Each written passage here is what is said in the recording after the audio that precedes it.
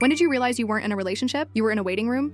He always said, "I'm just figuring things out." And I always replied, "It's okay, I understand," because I did. At first, I believed that love wasn't always linear, that some people take longer, that softness, patience, loyalty, they'd mean something in the end. He never told me we were exclusive, but he got jealous when I talked to anyone else. He never said he loved me, but he acted like he did. On Mondays, on rainy nights, in silence between two shows we both pretended to watch. I knew his favorite songs, his triggers, the way he hated mornings, and the weird way he cracked his knuckles when anxious. I knew everything, and he knew me too, but never asked what I wanted. He'd say things like, "You're too good for me," or "I don't want to hurt you," but he'd say them after holding me all night, after texting, "Come over, I miss you." I sat in his life like furniture, useful, quiet, familiar, but I was never allowed into the locked rooms, never met his family, never saw him cry, never knew if he truly wanted me, or just didn't want to lose me. And that's the worst kind of limbo. Not heartbreak, just the slow realization that you're living on standby. He made me feel like I almost mattered. Almost, but not quite. Until one day I said, "Tell me what this is. Now, not later." And he sighed. That long, heavy sigh men do when they want you to disappear without making them look cruel. He said, "You're amazing. I just don't want anything serious." And that's when it hit me. I hadn't been in a relationship. I'd been in a waiting room, sitting in a plastic chair, holding on to my own worth like a coat in winter, hoping I'd be called next. But I never was, and I never would be. So I stood up and walked out, not with rage, just finally, with clarity.